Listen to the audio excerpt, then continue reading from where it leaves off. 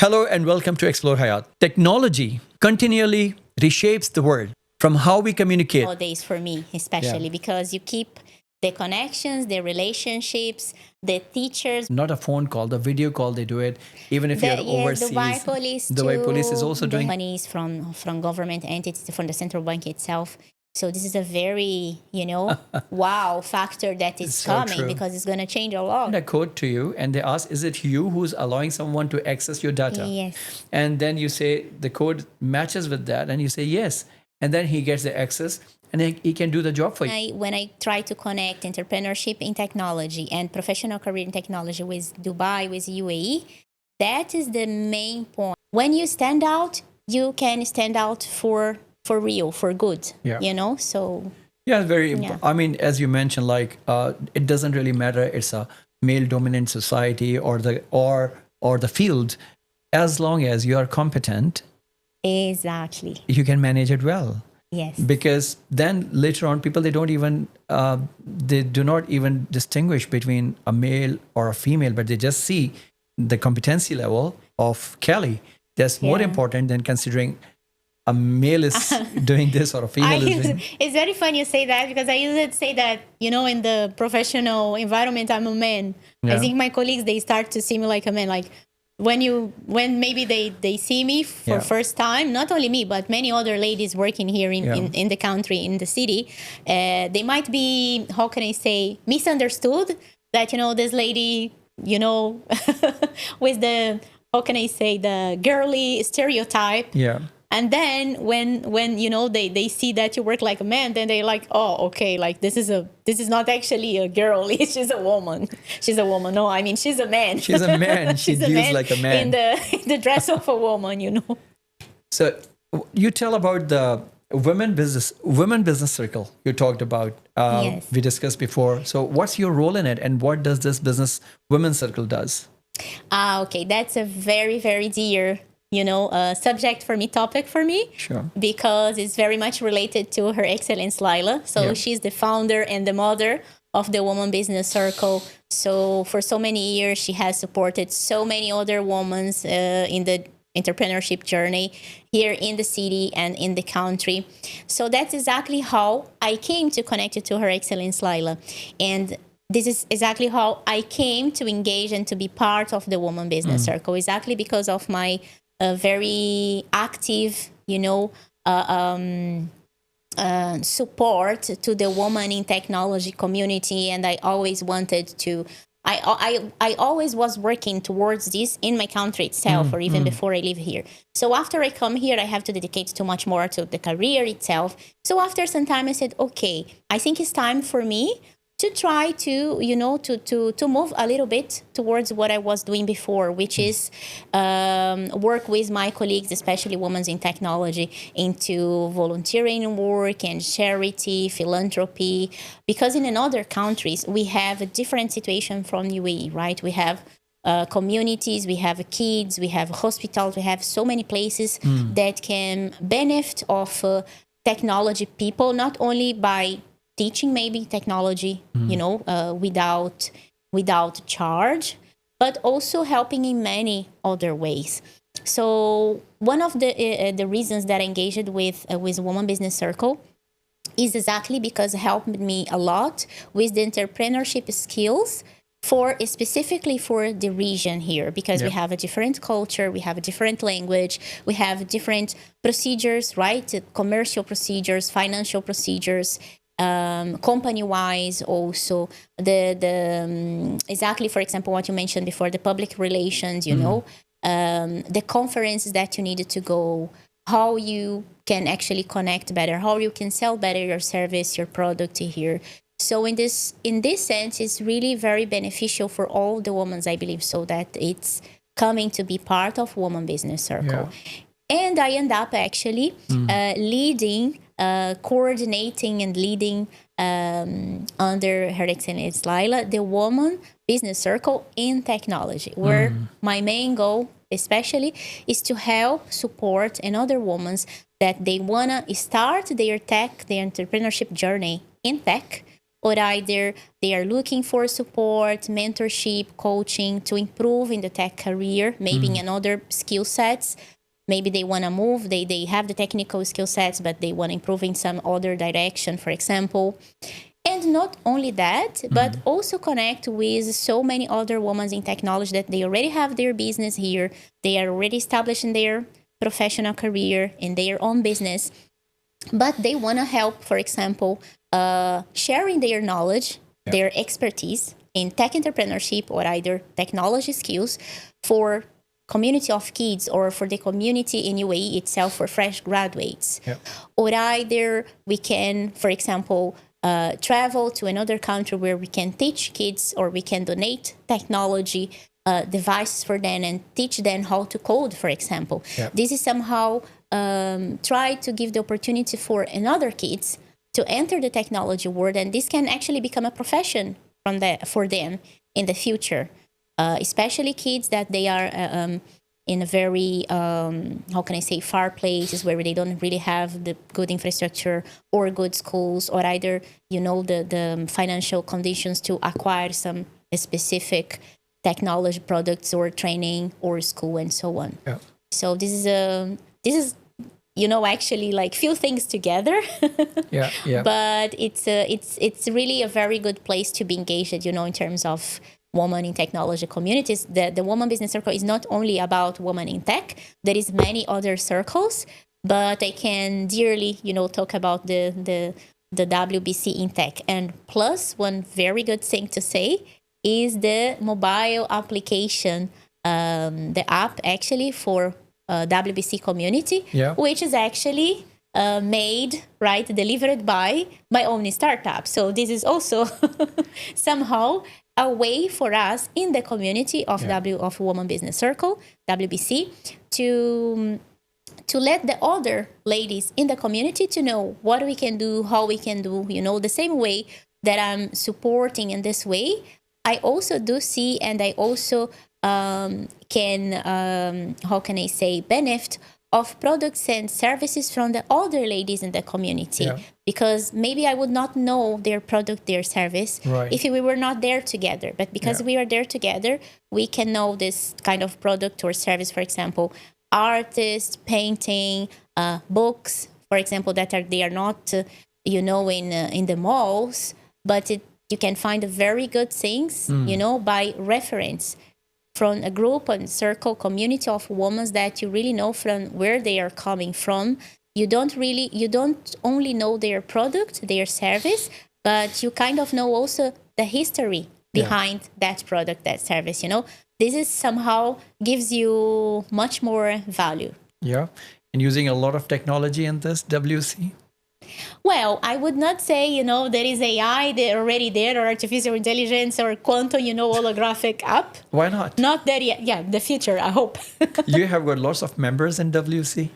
Yes, there is around 3,000. Oh, wow. In the entire, globally speaking.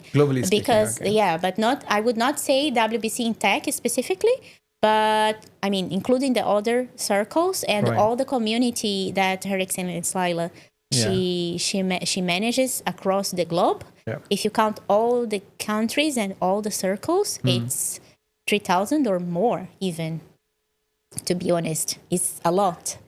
She really connects, I would not say connect, but she really, her charisma really... She inspires. Yes, she inspires a lot. Yeah. So, and this is one of the special things in the community. Because not every community, I believe so, has this charisma. The true. Charisma, it's something special. Because it's all about ladies, right? So we need the charisma. All right. So when we talk about technology, would you explain what is emergent technologies?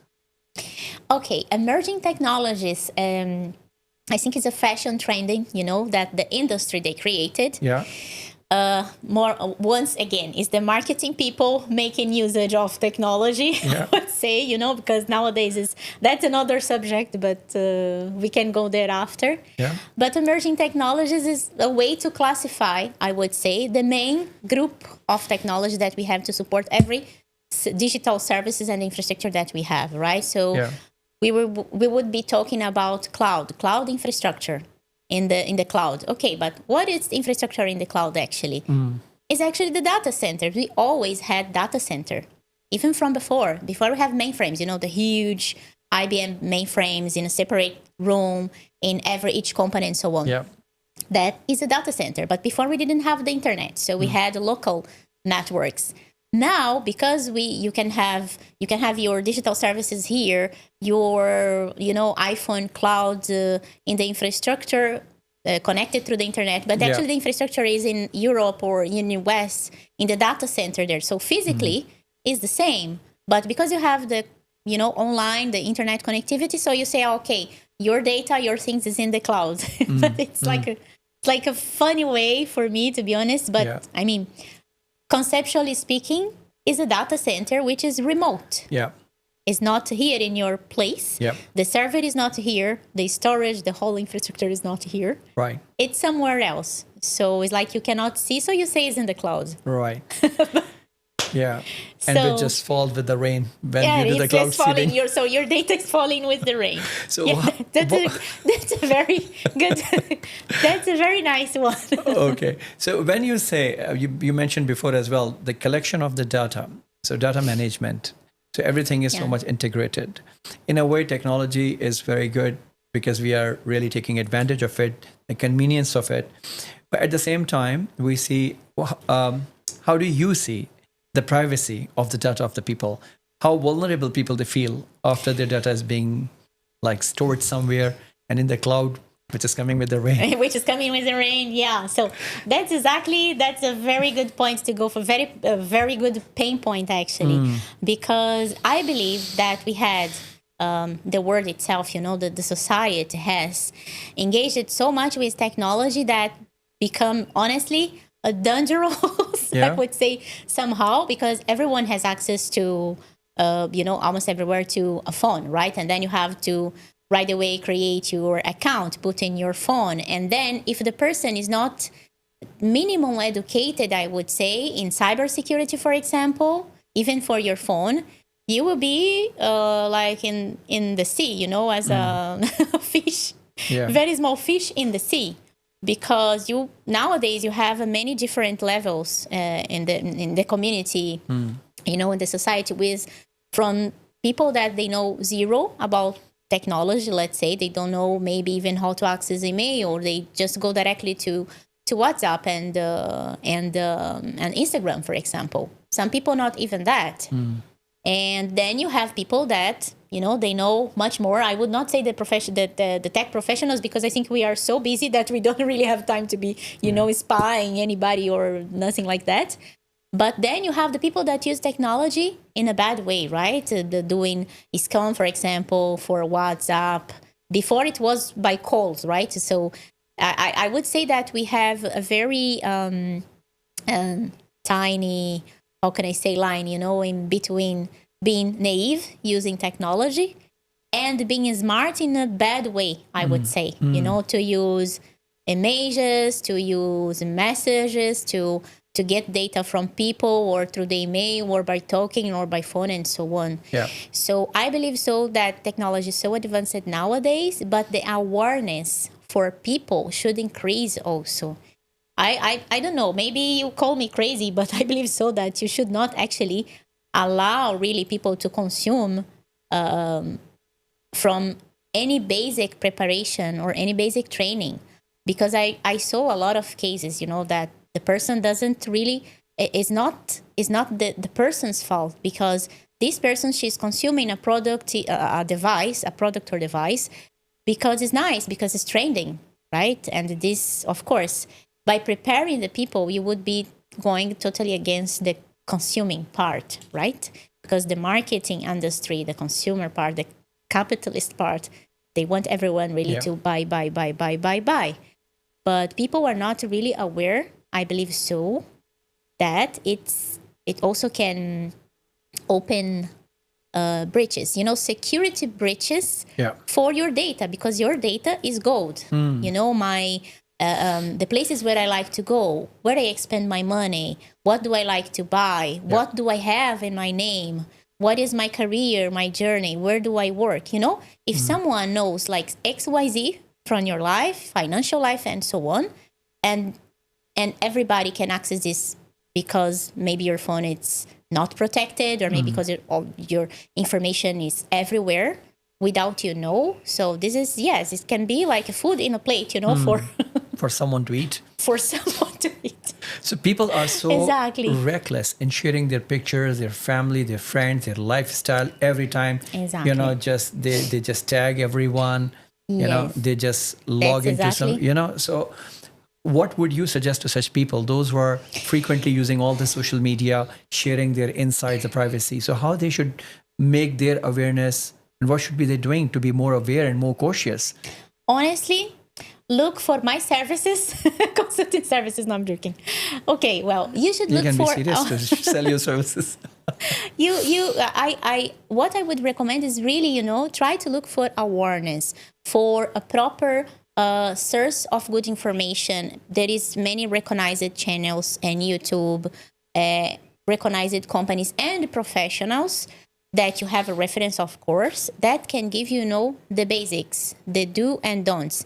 That actually is a very good idea that you were giving me, to to actually maybe start the same, maybe start a channel about this, even though there is many in the world already, but you also need to be careful, because some of the channels also maybe might lead people to do the wrong procedure instead. And this is actually one of the things that I do contribute in the WBC community, for example, which is to give a little bit of awareness for ladies that they are from any other circles that has nothing to do with technology, but they can know, more about identity management, how to manage their data, about cybersecurity awareness, what to do and don't do.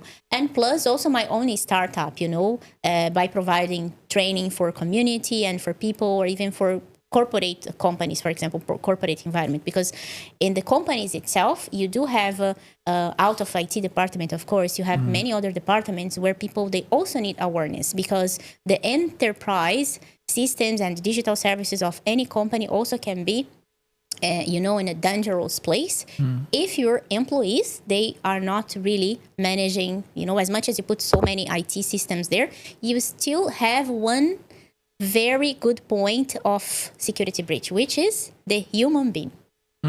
So that's how we came to.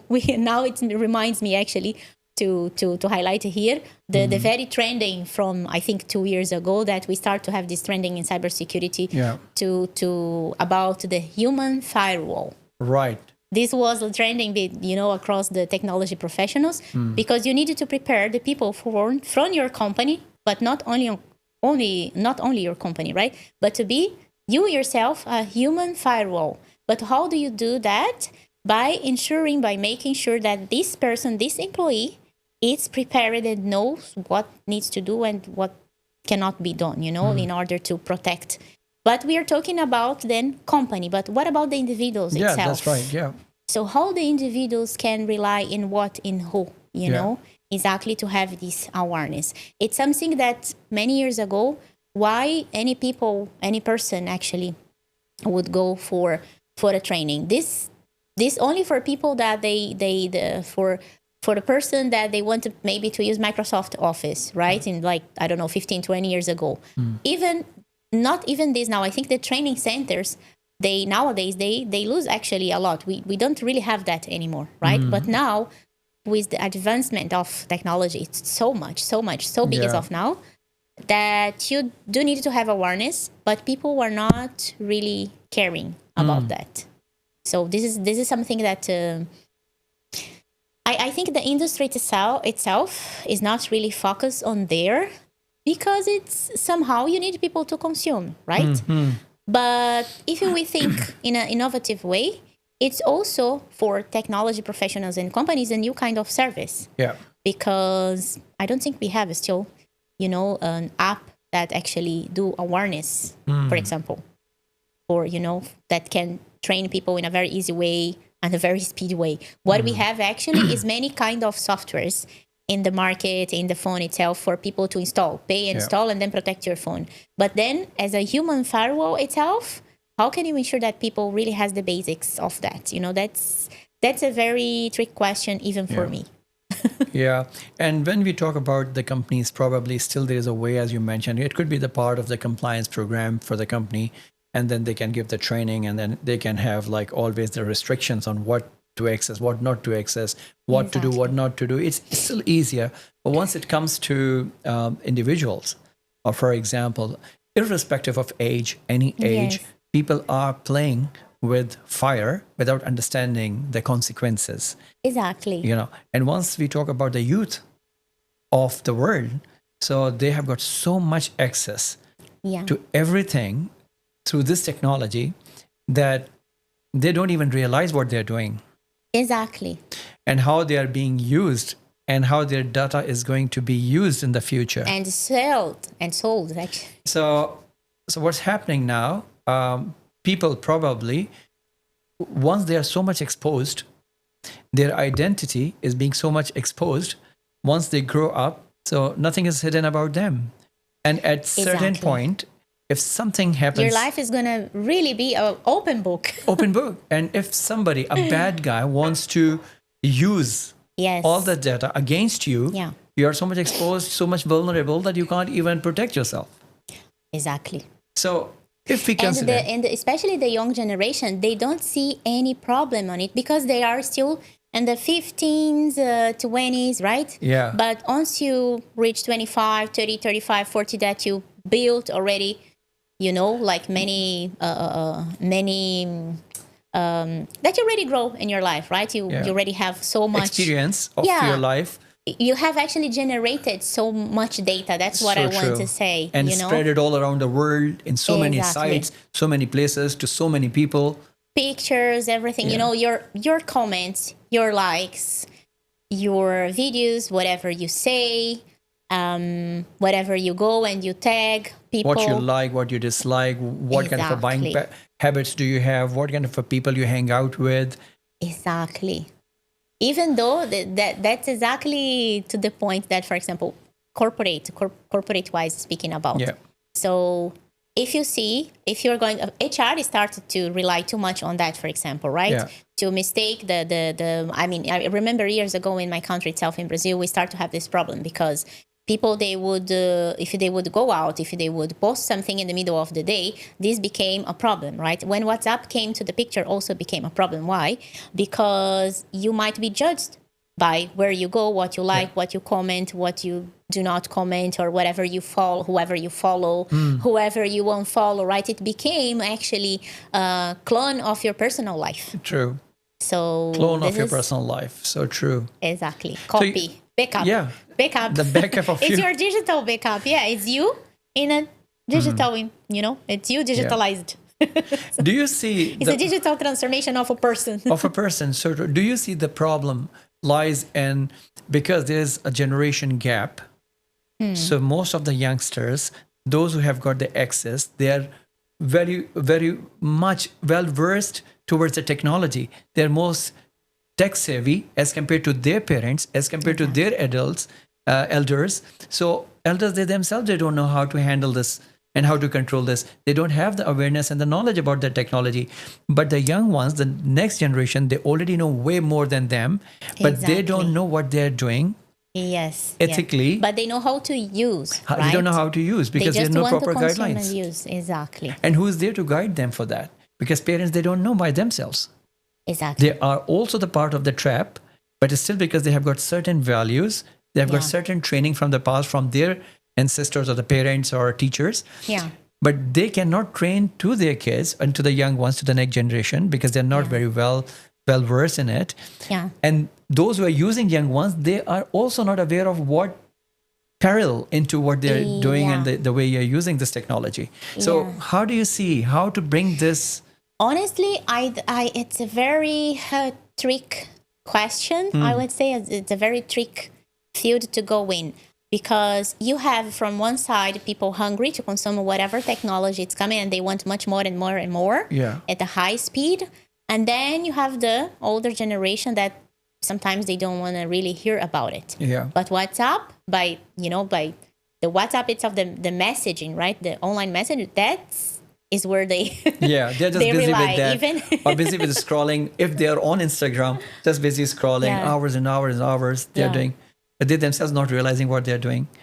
Exactly, because they are actually, by doing that scrolling, they are then they, of course, they need to be logged, right? So their identity is there. Yeah. So it's actually registering whatever they are watching, because it's registering that you are viewing that video. So therefore, this is what you like to watch, right? And then the social media is going to bring you more of that and more of that and more of that. Anyways, we are going to the dopamine side already. Yeah. But anyways, it's a very tricky point, because how to ensure that the new tech savvy generation, they are really tech savvy. Yeah. Not only consumer, tech consumer, but really savvy about what to do and not to do. It's very difficult, I would say, because to transform them in a human firewall, I would say, it means that you would teach them, or or to give them the awareness in, do not use this, do not use that, do not log here, do not, Yeah. So basically, it would tell them use less technology, to be honest. But if we see the biggest actually gurus of technology, they don't actually allow their kids to be in the phone or in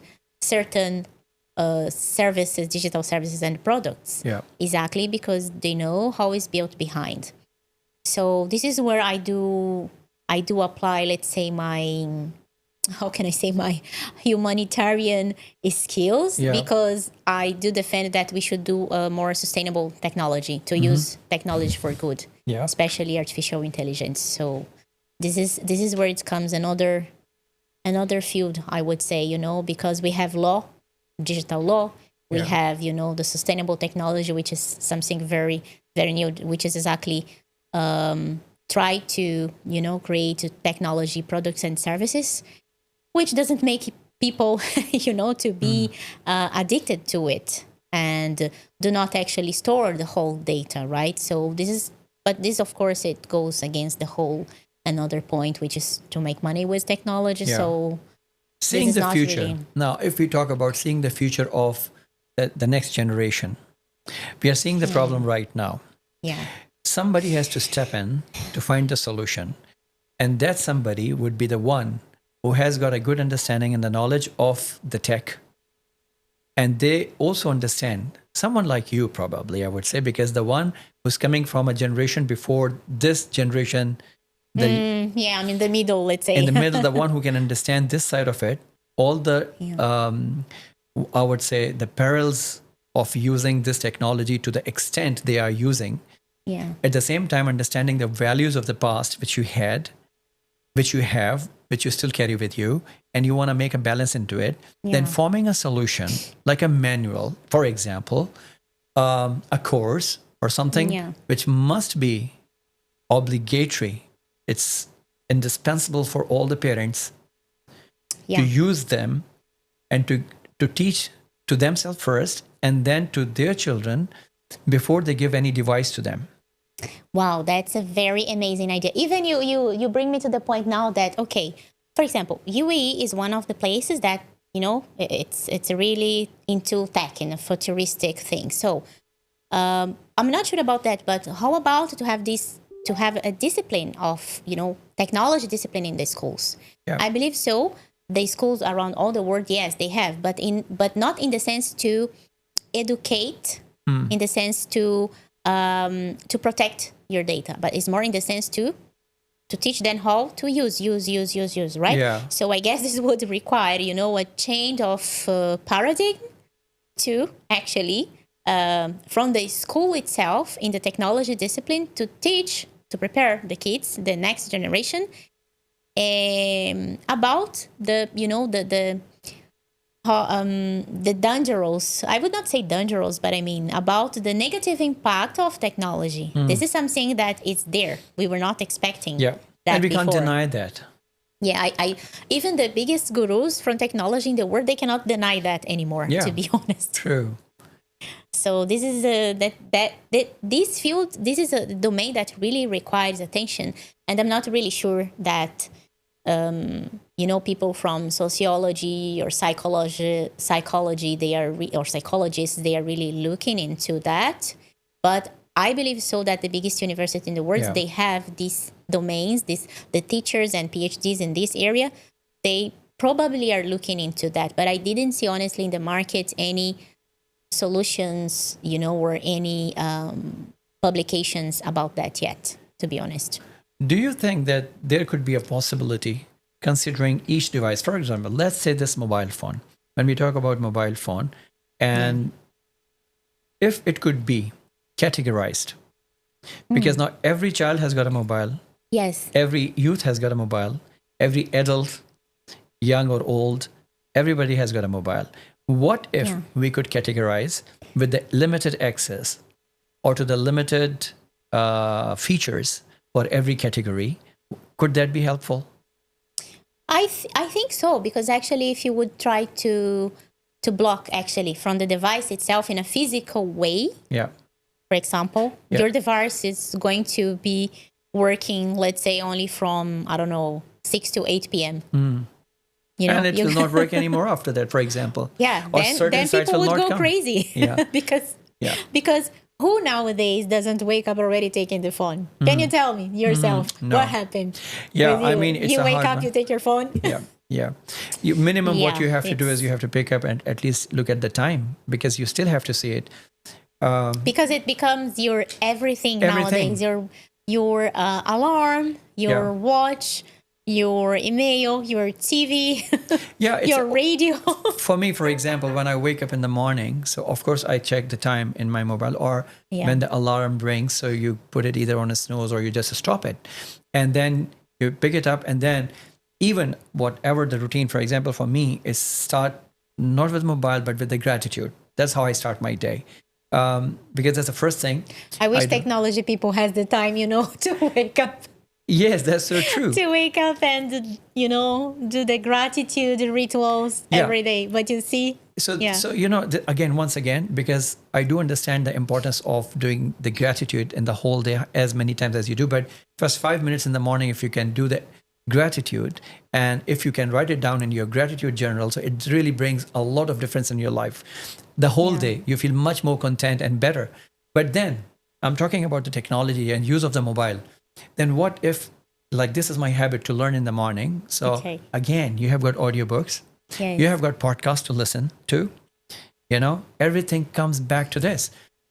For the kids, probably to go to the agenda. The agenda, to-do list. Yeah, to-do list, And then you have got the calendar. You have got alarm set for every meeting, this whole calendar. And for the kids, for example, they go to watch cartoons. Yeah. For the elderly, for the youth, they have got different things to do. Yes. So they get connected with their peers and all that. So the day starts like this. But if we know to restrict certain things in life for a certain age group, could be, I don't know. I'm not saying this is a solution, but I'm just trying to find the way. Somebody has to come up with certain ideas. Yeah, I believe so. There is so many ideas already, hanging around, in the society among, how can I say, a very high level, people, in the sense of sociology, community, psychology, and so on. But this would require, let's say, step back, let's say, go back a little bit in the all advancement of technology that we had, because now we are so much into it. So how to actually disconnect a little bit, but keeping the positive, side of the technology. That's the problem, because the technology started in a military domain, I would say, then move it to the corporate world. Yeah. And then it spread it, into the personal life so much that this is exactly the whole point of the technology, right? And it's facilitating at the point that soon you don't need even to write anymore. We will be able to talk like we are here in the podcast now.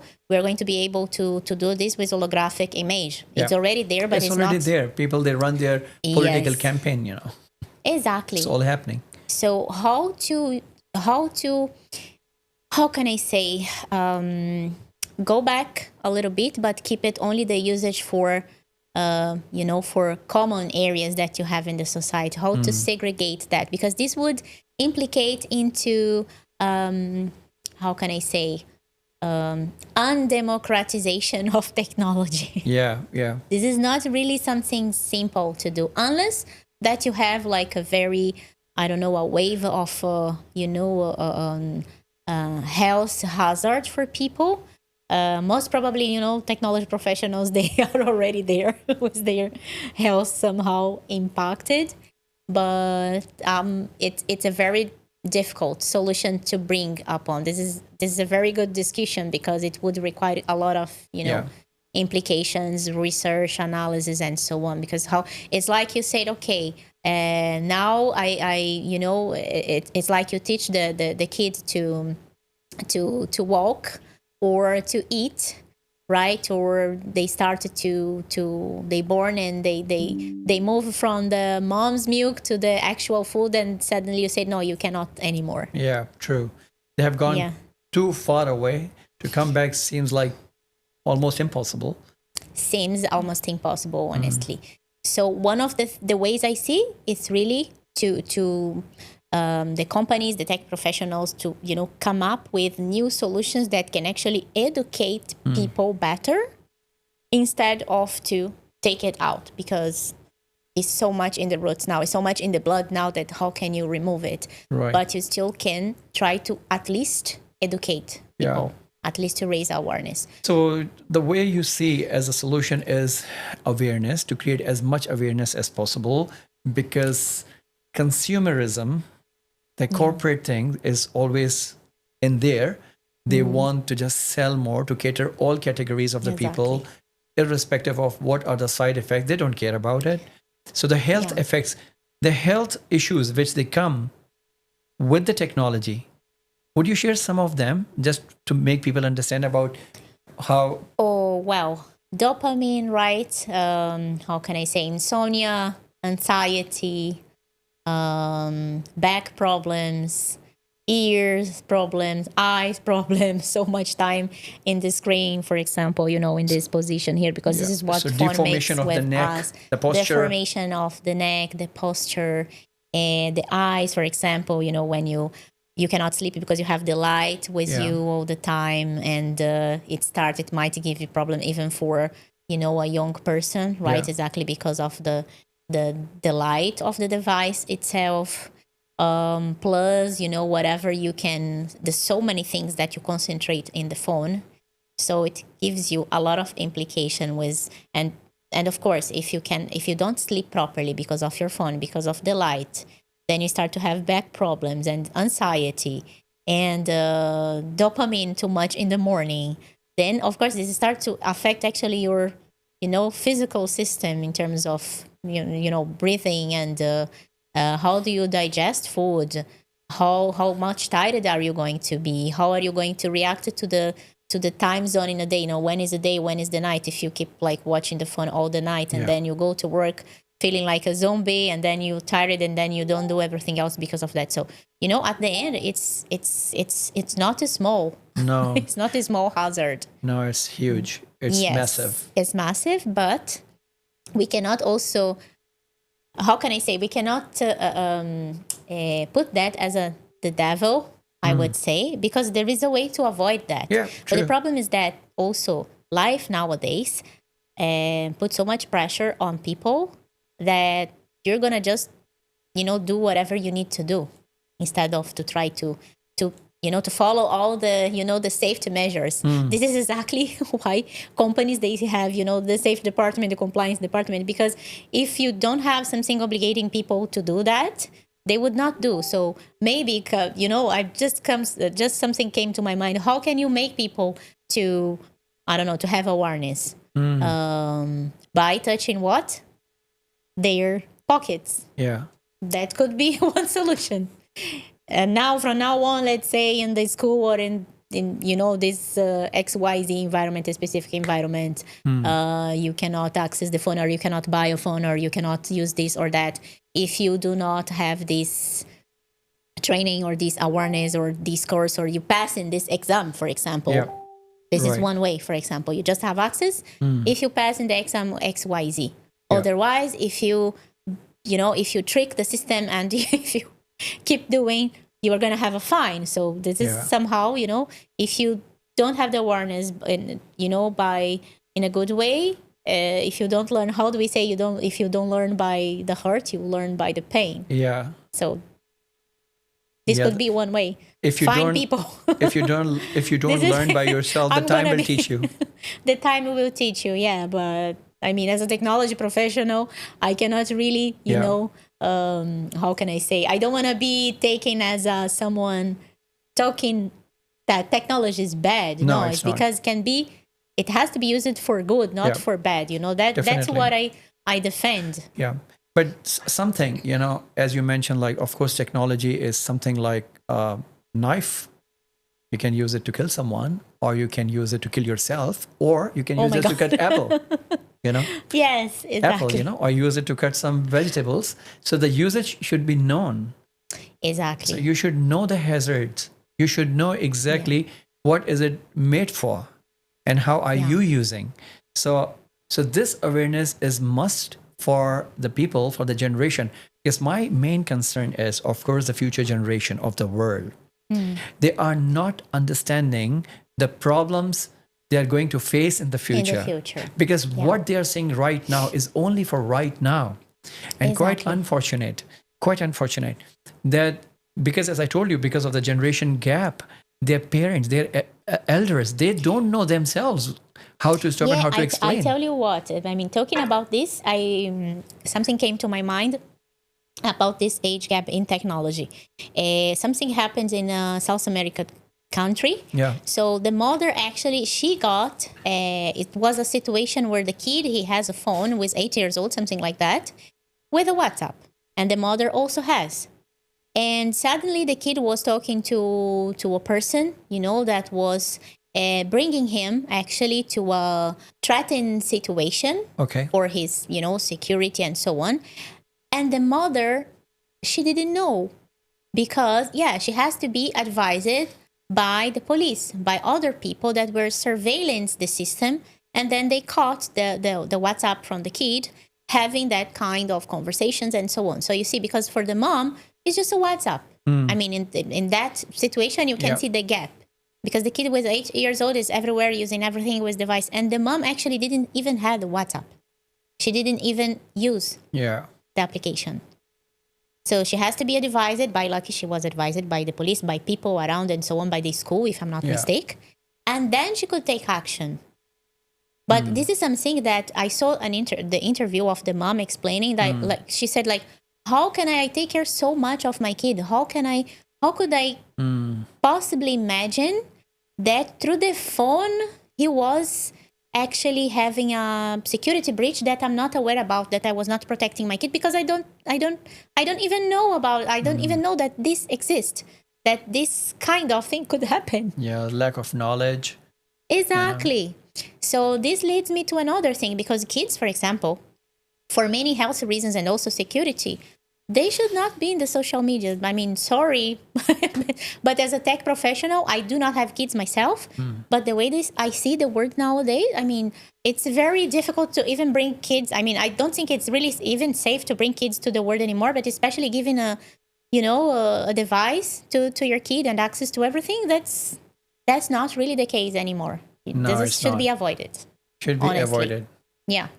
Yeah. You should teach your kid how to code, to make money with technology, but not to be a security breach for technology, or to be a exposed kid or his data and whatever because of technology. You know what I mean? There is a huge difference there.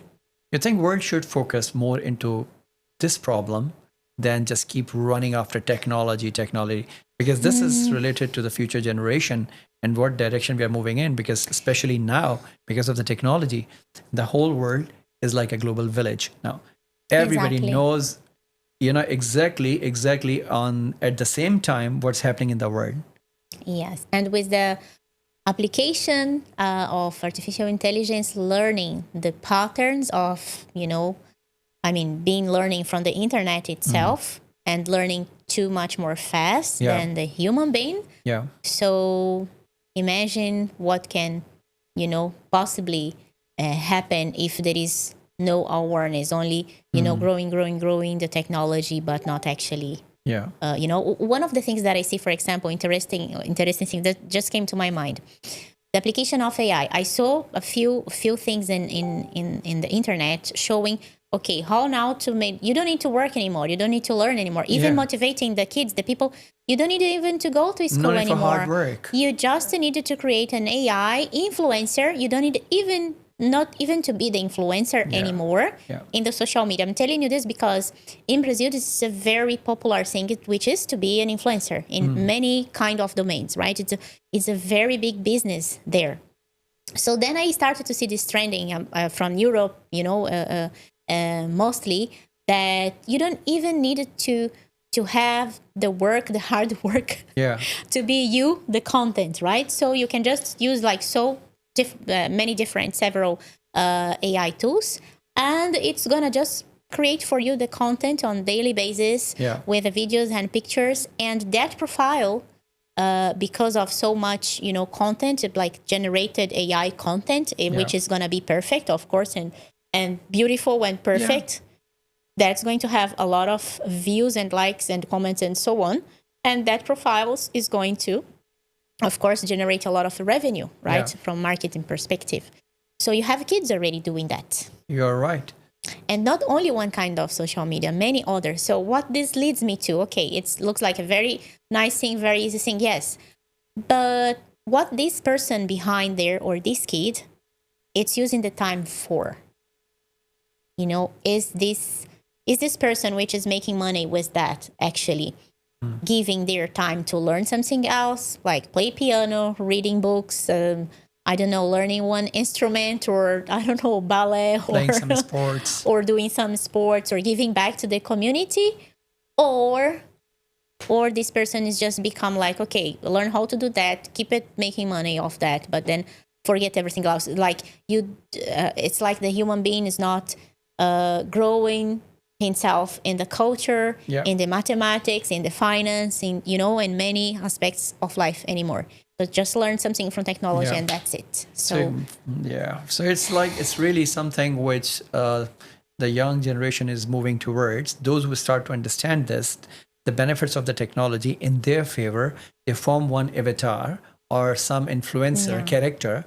They make this, and then they just use OpenAI, generate the content, ChatGPT, DALL-E, ask this and ask this character to just influence by saying different things, whatever the content they're preparing about any subject, any topic, and let people just like, and then grow the channel. And then there is the other side, because you are liking something that's not even real. And people are kind of hypnotized when they just sit and they cannot move their eyes from the mobile or from something they're watching. And it's like they have been exactly hypnotized. Exactly. Yeah. And once you even... you see, we are creating a new term here. Digital hypnosis. Digital hypnosis. So this is one thing we can say that. And this is what's happening. And people spend hours and hours looking into it. You already have come up today with 2 or 3 new ideas? terms, which is the data raining. The data rainfall. Exactly. Yeah. And now the digital hypnosis, the third one I will remember after. Yeah, that's true. So no, it's good that ideas are flowing because we are talking about technology. Now you mentioned about the AI. Since this is one of the usage which maybe the young people, or even now some different agencies, they're forming a business to generate this AI character, and then they're using this influencer and investing money on it to generate the content and promote it. Exactly. So it's kind of even replacing the own marketing agencies itself, because I saw many announcements already that you replace your digital agents and professionals and so on. So then this is coming even to another dangerous subject, the topic that I would say, which is unemployment. Right? Unemployment. So how do you see that after this AI coming in to play the role? So what is going to happen next with this AI? How many fields people they can see unemployment? I would say hurry up into upgrade yourself. Yeah, this is one thing. You have This to is one thing. upskill. Yeah. This is very important. You have to educate yourself, and then you find your own skill and your own competency into something where you can Yes. still stay in the competition. Exactly. I don't think though that actually the professions, they're going to really die like that, because AI is not, it will not automate every single thing. There is things where you need to have some kind of emotional analysis, Yeah. not a systematic analysis, where the AI is not going to be really replacing people. But of course, most of the things that it's mechanic work or labor work, or that requires mostly in repetition, Yeah. repetition or physical work. This is where you can apply robotics, or you can apply AI automation, systemic automation, to be repeating that. For example, minutes of meeting is something that, for corporate world, if you have the autopilot, for example, doing for you, or the few, AI tools that you already have in the market, this can really help. But you still need to read, review, and do your touch, because it's not going to capture, really 100% of the conversation, or the direction, or the decisions that has been taken in the conversation. Why not? It's just about spoken by, okay, Kelly is saying something in the meeting, I'm saying something, and it's just taking the notes. Why not? It's a decorative, right? Yeah. But the AI is not really going yet, I would say, to the point of say, okay, so Dr. Kashif is defending, for example, that the AI has a negative side, but Kelly is defending. So therefore, therefore, they are both having different opinions, but they are not really against, or not really, but they agree that a solution needs to be somehow, come up for that subject, or to, to give the good direction for the society, for the community, So this, therefore, the conclusion, unless that you mention in the meeting, the decision, okay, you said this, I said that, so the conclusion is 1, 2, 3, 4, 5, right? Yeah. So it's basically decorating, writing what you were saying. Yeah. But don't you see that when we ask a question in a chat GPT, it's just a question, and how it comes up with the conclusion. Interesting, chat GPT. It comes up with the final conclusion of the whole discussion. So things are happening, and taking a meeting minutes and coming up with the conclusion of the meeting minutes could be possible. Okay, let's say this is a very minor thing.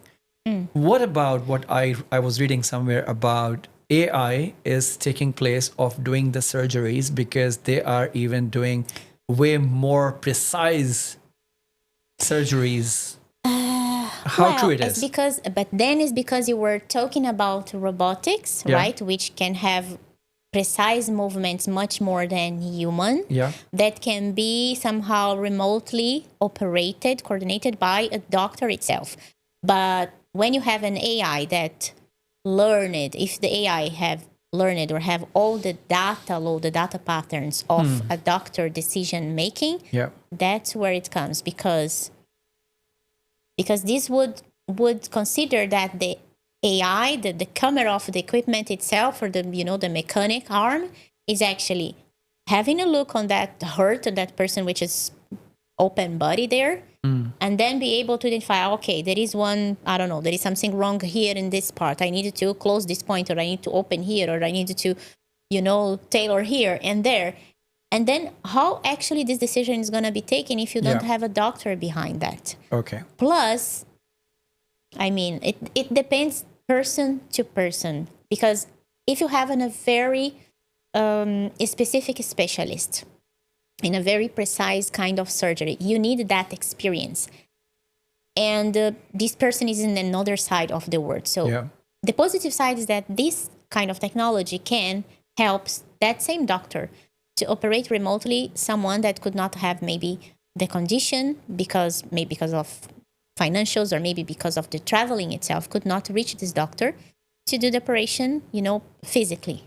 So this would be a positive side. But the negative side is that if this just become popular, so it means that you don't need a doctor anymore. No, it's not true. That's not the case. First, because you still need the, how can I say, I would call, let's say, disaster recovery in terms of, anything goes wrong. You have a doctor actually there to take the action. Yeah. And second, person from the human being itself. I don't think anybody is really ready to put yourself in a table to be operated by a machine. Yeah. Or even to, as I saw already, there is, few and other things happening in beauty industry, in hair industry. Beauty healthcare industry, especially, right, in terms of robotics and artificial intelligence. So if you're already not prepared for robotics, what about then the robot itself without even human control? That's I don't think we are at the level already that we really accept to how can I say, a physical interaction with a machine without a human controlling.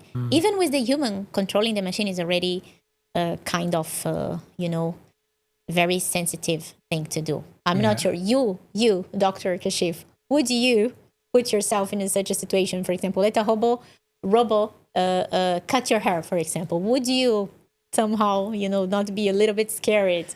What about if I say, okay, in the first time, maybe I would feel uncomfortable. Second time, when I've experienced something, I feel still better. Third time, I see each time he cuts the same hair and faster than the normal one. Okay, but you would not have the same conversation, maybe the same coffee, the same laughing, maybe the time is less now, only 3 minutes, done. Then I don't need to go talk to someone else on the coffee table outside, cut hair, don't want to talk to anyone. Well, but then it means that this leads to another thing, like even no human being interaction anymore is needed. No, of course, it's just on a... let me ask you this question, if it is okay for you to explain how artificial intelligence operates. What is the function? What it is different from the normal computer system server which is working in artificial intelligence? Well, it's because artificial intelligence is not somehow a brain that does something by itself. It's actually based on learning the patterns. So that's why artificial intelligence cannot exist without data, a lot of data. That's why there is few layers. OpenAI, for example, it's a very, how can I say, is a pioneer in that because they have created their own framework or layer which interacts, which allows the artificial intelligence actually to have a pattern of access to a different database. That's why we say that they have loaded, if I'm not mistaken, the data until 2021. Yeah. And plus they also have allowed the artificial intelligence in their case to have for ChatGPT to have access to the internet. So a part of the loads of data which is there, that the programming, the coding is exactly learning that pattern of data to analyze and to take decision in what words to bring after, your question. Yeah. Also, there is the access to learn from the internet itself, which is, there is, people in favor and people against, because learning from the internet, what is going to happen? The artificial intelligence learns so much hate and fights and not good videos, and not really positive videos. So what is going to learn? The bad side of the society, or, the negative side of society, of life, of the community. And honestly speaking, we should actually segregate, right, the artificial intelligence to actually have the good patterns, not the bad patterns. So that's why we have even, new categories or new fields, new domains of technology where you have people actually dedicated into segregate this data, into classify this data when it goes through AI. But of course, these professionals, they are working in the back end, in the background, where everything happens, exactly because someone needs somehow to be coordinating how this data flows to the AI, because the AI is there learning, but learning what? Yeah. So this is basically how it works. I've been being very simplistic, I would say, not going through the very technical level. Right. It's very interesting, if you see the way of learning of artificial intelligence, as you mentioned, it's a lot of data. This data is basically the information collection, which is being Yes. fed to it. Yeah. Yet, forming the patterns, Yeah. then two things. Forming the patterns, I take in this way. Let me just give you an example. For a child, what child is exposed to information Yeah. and what kind of activities this child is observing, forming his personality. Exactly. Exposed to the bad information, the bad language. So now you are coming to the digital personality, another another concept. So Yes. I'm just trying to combine, it's not different. The humans, how they do, once they learn something, they form the new synaptic connections in their brain. Yeah. Because of those synaptic connections, then they start to learn something, because learning a new thing is forging a new synaptic connection. Okay, a bit technical from the neuroscience side. Yes. But once they are Which formed, are very connected, neuroscience with artificial exactly. intelligence. Yes. That's why I'm trying to think Yeah. that once we talk about artificial intelligence, it's not exactly only feeding the data in a Yes. computer and giving the command, and the computer is doing only what you ask it to do. Yeah, no, it's not. No. When we talk about artificial intelligence, it has got the self-learning capability as Exactly. well, based on the language you are using with that, Yes. based on the behaviors you have, the attitude you show, it starts to pick up the same way. It will start to reply you in the same way. Exactly. This is pretty much similar to a child who's learning from his... But that's exactly why everybody was saying 2-3 years ago, right? Yeah. In the first, well, let's say, releases of ChatGPT. I mean, even before that, in the beginning, Yeah. it's like a child that is learning from and have a pattern to analyze Yes. this data that is coming from to learning how to do next and next. Yeah. That's why now we have the generative AI, which is also a new thing. Why? Because now the generative AI is learning from what actually AI is already producing. But if it learns wrong, it's going to Could do it wrong keep direction. learning. Yeah, it can go to the wrong direction. For example, one of the things that that now it has been done recently. Recently, I mean 2 years ago, I guess, for the artistic part. For example, if you are an artist and you have your product or your art, in the internet, which is very common, right? So everyone needed to start to go back and to somehow technically have an option to hide, to embed in the code of, the pages and applications and so on, that works anymore. No. The same thing, for example, I mean, I would say is similar a little bit with the digital money, because somehow you were allowed then to expand, to buy, to sell anywhere without to be actually under, the legal laws, the traditional laws and the regulations, because it's virtual, it's Yeah. digital. So this is one of the things that happened before. Exactly why? To don't impact in the rights, in the copyrights Yeah. of, for example, artistic content, or either someone who wrote or a journalist that wrote a paper, something like that. Because also the ChatGPT would collect that and then maybe reuse that, learn from that, and then recreate based on that. So see Yeah. how the thing, would go crazy. I mean, it started to create a lot of conflicts in this sense. Yeah, true. So then a lot of measures needed to be like quickly applied here and there to avoid this kind of things. So it's But New artificial York Times, they intelligence. allowed their Yeah? their data to be, yes. Right. For example, this is one of the Yeah. companies that How that important allow it is to provide the only good side of the information and the data to artificial intelligence, because even though it is artificial, but its intelligence is learning fast, Yeah. same like human child who's learning fast from the environment, getting the information and also just getting the behaviors and then mixing together, and Yeah. then this is how they're behaving. So artificial intelligence, if given only the good side, we can maybe take the good work from artificial intelligence operated robots.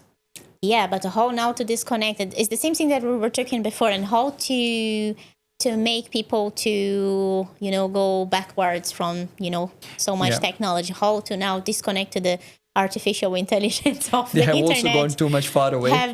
Have gone like a little bit far, that now even if, because it's so much faster, smarter in the sense of speed, of of processing, right, of data processing than humans. Yeah. If you try to disconnect it from the internet, you don't even know if it's possible Right. anymore. To be honest, right? So, well, but one of the ways is what, by changing the data. By changing the data, this is what I mean. Like provide only the good data, and then they will start. Yeah, but the bad data is already there. It's already fed in them. So it means that the whole human race needs now to just write good things in the internet, Yeah. have a good behavior, post only good stuff, positive stuff, the perfect life. No fights, no hating, no wars, no bad comments, and so on. But unfortunately, we have a lot of history already there, right? Yeah, that's so true. Okay, tell me one interesting question. It's just a funny thing. Sometimes we get these on Instagram, some small reels we see when some robot is busy playing table tennis and beating the humans or just cutting the crops. What is it? That's actually 3D. Just 3D? 3D. No, Such robots have not been formed. There is a Tesla robot, right? How can I say? In testing. Yeah. And there is another 2 or 3 models. Actually, one, I think, from Amazon itself with partnership with another company. But they are not really so fast movement like we see in the Instagram. So that it's again, is the artificial intelligence interacting with the video or, with the camera. Yeah. Because the robots, they are not really at that level. No. Now we are starting to have a level that the robot, they have, almost similar speed and flexibility of hands, for example, movements. This is one of the latest developments, I would say. But it's not really in the same speed of a human being like to play ball and do all that stuff that you see in so many videos. So there is catching the ball so fast and throwing it. And so you see, this is one thing that even people were doubting. Okay, is this really real, or this is real, this is not real? True. So this is already the artificial intelligence, like able to create this doubt and making people actually believing maybe that is talking to someone real in the internet or seeing someone that really exists while it's not. Yeah, true. We don't know what is real, what is unreal in today's time. That's another direction of discussion. Another direction of discussion that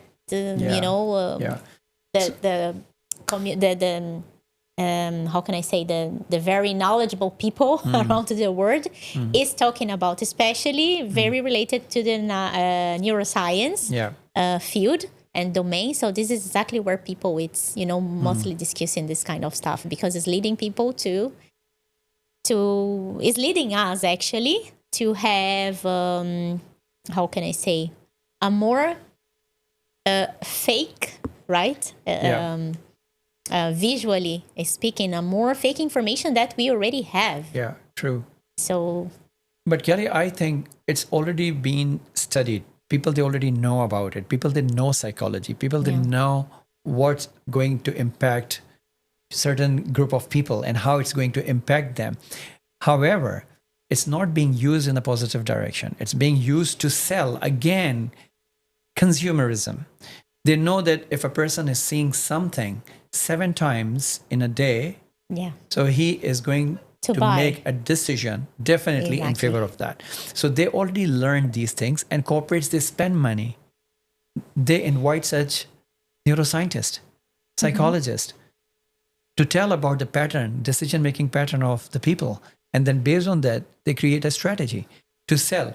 Again, even after knowing all those things, these all knowledge are being used only against the humanity.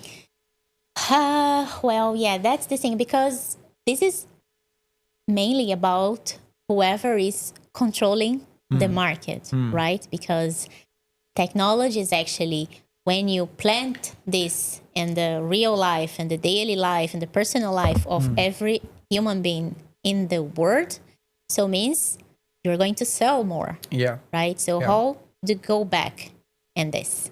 So if the neuroscience itself, they are actually the people that initially helped in the developments, right? Is even in social media, market, and so on. So I would say is a tailored environment of many domains together to make social media to be more to be more consumable, I would say, to be, more into life of the people. It became actually a parallel, channel. It's not TV and radio anymore, right? No. So it's a totally another digital digital communication channel, I would say. That's the main point, and therefore is where everyone can sell it, especially whoever it's controlling the market. So why then they are still keeping, even knowing all the negative points? Why? That's a very good question. I believe that's why also we have, minority of professionals in different domains trying to raise awareness exactly about the negative points and what to do about that and why do not do. So what actually I see that's happening in different countries and regions and places, it's through the Congress, through through the political environment of places, trying to have a legal actually measures that could maybe avoid certain usage of technology in this way or that way. But if this again goes again the capitalism or against the way to make money, of course, even if you approve something in legally speaking, in some places, in some regions, it's not only about to have a compliance legal law and so on. It's about to make it this applicable in the society, in the community, and to make that law really to be taken in consideration by how. So it's not only about the creation of some compliance measures, but it's also by rolling out, making people aware, making people making companies to respect that kind of compliance measures. So this is not really easy. I mean, it requires, I think, the companies itself, the controllers of the technology itself, try to take a step back. One of the persons that we see so many things, in the media trying to do something, it's exactly one of the biggest owners, right? Which is Elon Musk. So he's one of the biggest minds, I would say, in the technology domain, which is for some time now talking about that and raising awareness. But it's not really easy. No. It's not really easy. It would require really, I think, a global committee to do that, to change the direction, to be honest. Because if it's me and more 3, more 4, more, people working in another layers, or people that actually is studying, or people that are small communities in the university itself where, people really think and do research and so on. Usually it's, okay, we have a voice. Yes, we have. But how much can we do? How much can we reach the biggest louder voice? Yeah, the bigger. Who really have the power to change the direction. Yeah. These are the people that should do it. Because if they don't, it's going to be, of course, it's going to be very difficult. Brilliant. I would like to say just in the end to you, it had been wonderful talking to you, definitely. Before I hope so. No, I loved it. I'm sure our audience and our viewers, they also loved listening to this podcast. In the end, I just want to ask you the advice which you want to give to overall people, those who are watching this podcast and listening to this, what they should be doing with their own lives to improve themselves and not to fall into the trap of technology, even though technology is not just a trap. But would you like to give any advice to them, please? Well, yes. I mean, thank you so much. Also, it's wonderful for me to be having this conversation. Really, it's we even created new digital terms. I would say technology terms to mixed with the psychology and the neuroscience. So this has been really amazing time here with you, and I hope this can help somehow the community and the people which is watching, to have a little bit of information or awareness.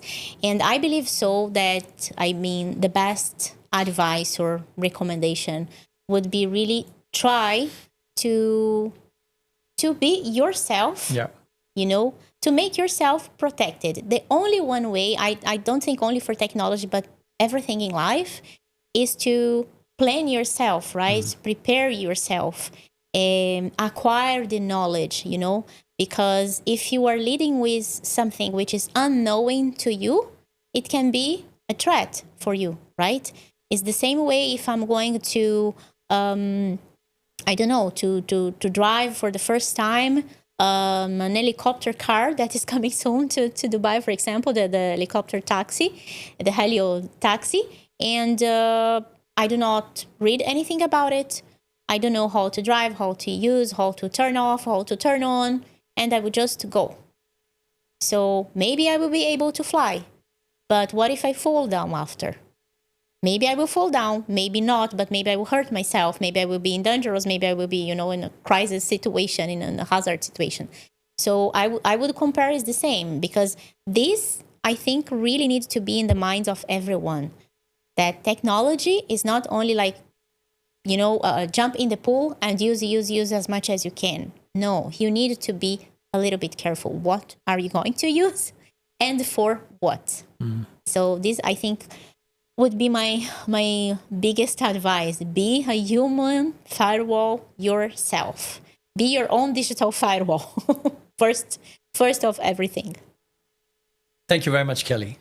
Thank you so much, Dr. Kashif. One of the things that I'm really happy to is to be with Dr. Kashif, because one of my biggest dreams is actually to have a PhD, the doctor in front of my name. So hopefully soon. Soon you will be Dr. Kelly. Yes. Hopefully I will come back next time as a Dr. Kelly. Would be the dream of life. It will come. Thank you so much. Thank you for being in the show. Thank you.